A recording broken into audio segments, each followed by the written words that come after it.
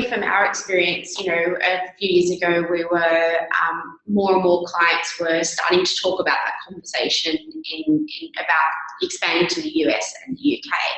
And, you know, we felt like it wasn't really an area of expertise we had. And so we were really facing, you know, either having that client need to move on to a larger one of the big fours in Australia, which have, you know, offices all around the world, or, you know, we needed to become experts. And, you know, I jumped on a plane and flew over to the US and spent 3 days trying to learn about the US tax system. And I realized that was not going to happen, and that wasn't possible. It was, you know, it's with all the rapid changes happening in the Australian market, you know, to keep abreast of all that's happening here, we were never going to be able to be experts in other jurisdictions from Australia.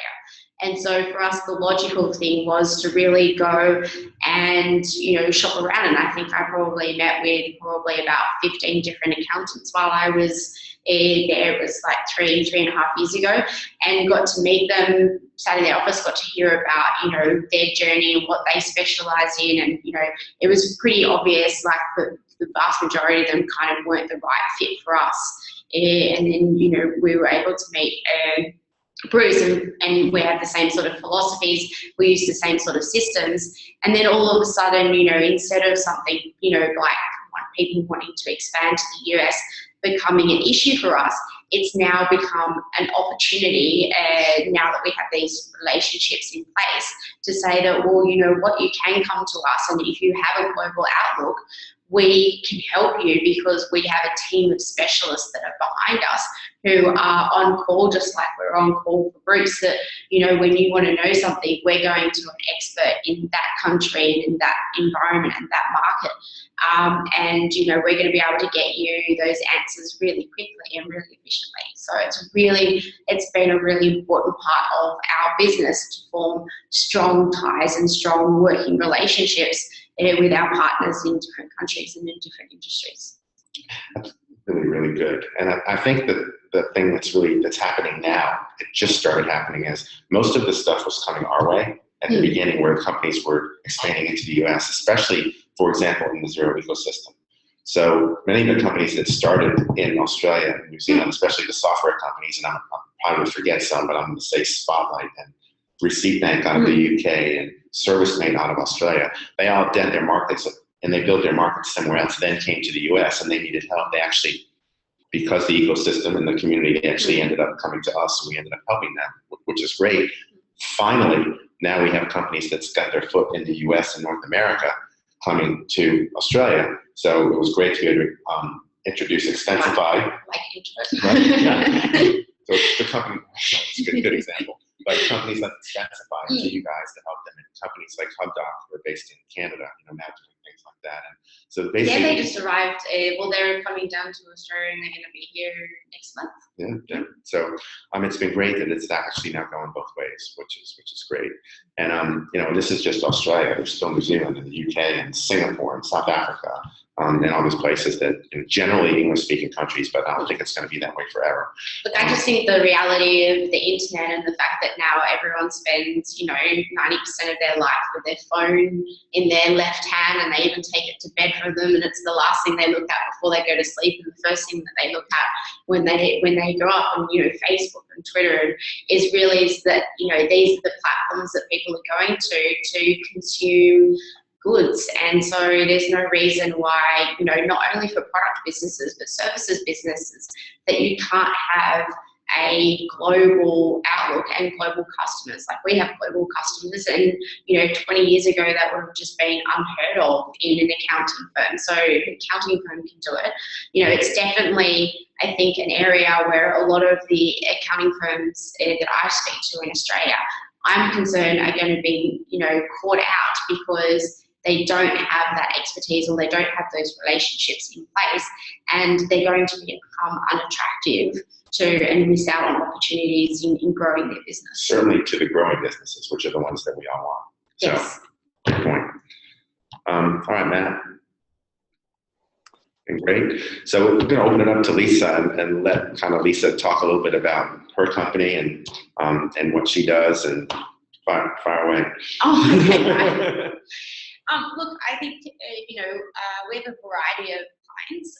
We've got a bunch that are the vast majority probably in the tech space. And I really like the tech space because, they're at the forefront of technology, and they seem to leap and jump over speed bumps and hurdles, and the sky's the limit. And so it's very kind of inspirational and aspirational, but it is really difficult. Like for a lot of businesses that are looking to expand into new markets, there's this overwhelming sense of like, well, what do I actually have to do? And there's a nervousness that they're going to get it wrong. You go to the US, there's all of these different states. We know that there's all of these different states' taxes. Where do I get set up? How am I going to get it set up properly? Do I need to have a person on the ground there? There's all of these different lodgement requirements, and the names of your forms are really confusing. And, it can be overwhelming, and it can be like, what? It's too hard. I'm not going to do it. And that's such a disappointment, because it doesn't have to be like that. It's just about education, and it's about understanding, and it's about being able to create for you a trusted network of people that you can call on to say, actually, you know what, it's not that big a deal. Tell me exactly what it is that you want to achieve, and I can tell you what it is. I can't tell you how many people came to us formed in the wrong place, formed the wrong type of entity, had the wrong ownership structure, that if we didn't fix it in the first few months, it was going to be expensive to fix later. Oh, look, there's even people like clients in Australia that have come to us and have been set up incorrectly, and it's cost, tens of thousands of dollars, to be able to do that. And it's really hard for, I think, when, a lot of new businesses start out, or businesses in the early stages, it sounds counterproductive, but you really don't know what you don't know. And so people are reluctant to come to an advisor because they're not actually sure if there's stuff that they need to know, and so they kind of stick their head in the cloud a little bit. So I think it's really admirable that you guys are actually going out there and using your resources to be able to provide these, free information to kind of arm people with the knowledge, and arm accountants and businesses out there that, this is what you need to consider when you're going to the US. And if you don't know what you're doing, well, then just reach out and we can help you. So that's kind of, collaboration has been really key for us, not only just amongst other accountants and in different jurisdictions, but also other people in the industry. And, we really work together with a lot of tech companies and a lot of people in the industry to kind of, we all help each other. And it's, it's a really nice community. It's not kind of, it's not very competitive, and, we're all there to kind of really be helping each other, which is more kind of like the US way. There's sometimes in some Australian markets, we're so competitive, or we've got a bit of a tall poppy syndrome where everyone's wanting to cut everyone else down. But I think that, for our business, we certainly wouldn't be able to grow as fast and be able to work with some of the more exciting sort of companies and that we do that have that global focus if we didn't have these types of relationships in place. So they're really important.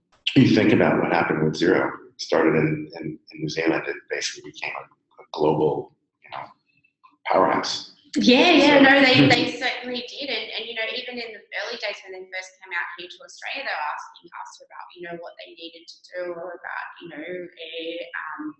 getting people on the ground and payroll. And I remember when we felt like came to Australia and they were like, what do we need here on the ground? And we've done that with, there's lots of questions. And it's just, I think that's the most important thing that you've got to implore, not only to accountants, but also to their things, is that you just have to ask questions. You keep asking questions until you know exactly what the right thing is to do. That's right, and it generally takes the small businesses from other countries coming to the US a little bit longer, because there's so much research and so much work to do and planning to do before they actually jump in. And do they really want to do it? Because you have to make an investment. Well, that's what you're saying. You're saying that if you get it wrong,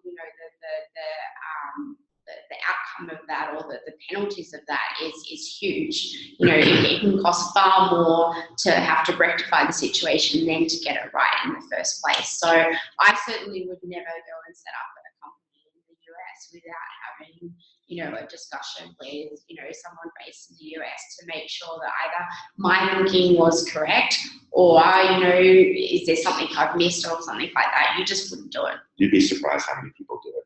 That set up and then say, this is what I did. So we're going to actually go on to the last slide. So we've kind of talked about this a little bit, but just as an advisor like Lisa or someone in the UK or anywhere else, you know, Lisa talked about this, you know, when she was discussing. So, you know, having a strong business relationship and building a network of professionals around the world that can help your clients is really important. You want to be a resource. You need to do this or you're going to lose your biggest clients. But you can actually, as opposed to not losing them, you can actually help them grow, which helps them grow with you, and they become bigger clients for you, and you can help them more. Everybody wins. In terms of getting familiar with tax laws and government, I remember the first time I saw the ownership in Australia with all the foreign trusts, the Australian trusts, and I was just shaking my head. You know, how do we deal with the trust? How do we deal with superannuation? How do we deal with the R&D tax credit? And at the beginning, I didn't know what any of this was, and now we do because we work with you. We get educated, and then it helps our clients, and it just adds a lot more value for everybody. So, Matt, is it throw it back to you? Yeah, I think that's the last slide. So just going to open it up to questions here. We have one question right now, but if you guys have any other questions, definitely feel free to post them. We'll stick around for a few minutes, try to get them addressed. And if you have any questions and you have to run, feel free to shoot them our way, and we'll definitely address them via email or a quick chat if you'd like. The one question I have over here is, and I think it's a good one. Oh, another one just popped in too. There we go. So one, we'll do this one first. Because it's just in front of me. How does collaborating with HPC work?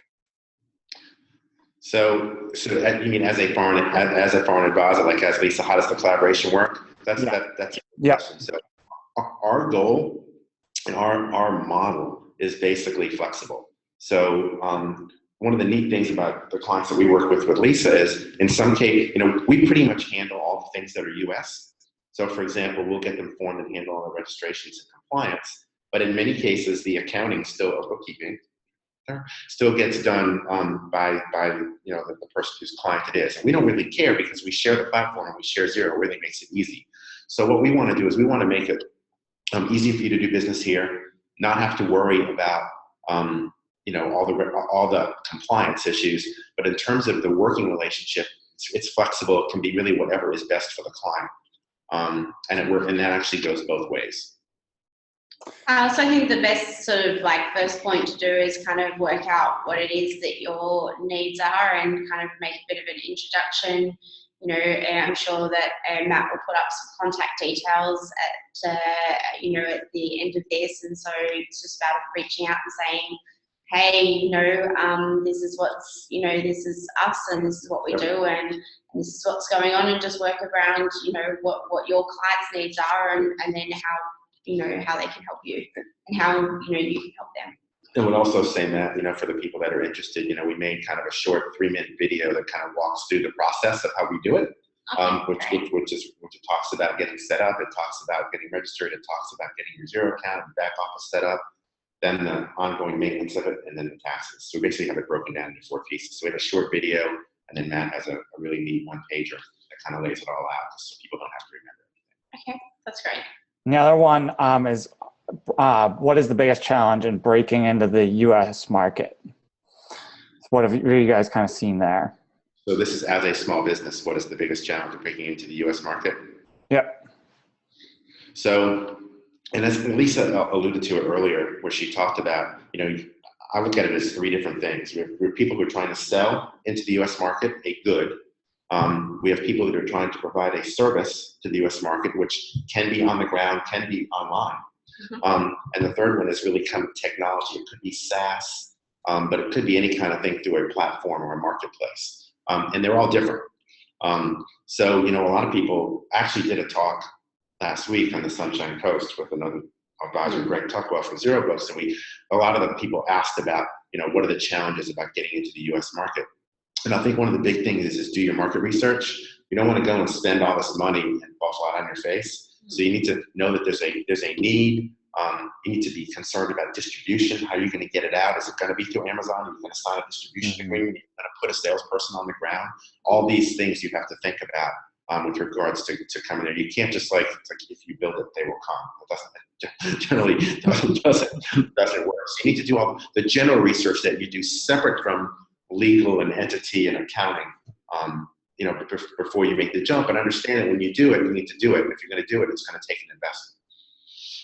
Awesome. Well, we have 2 other questions, and we'll be sure to get back to you guys via email. We do want to respect everyone's time and wrap up here.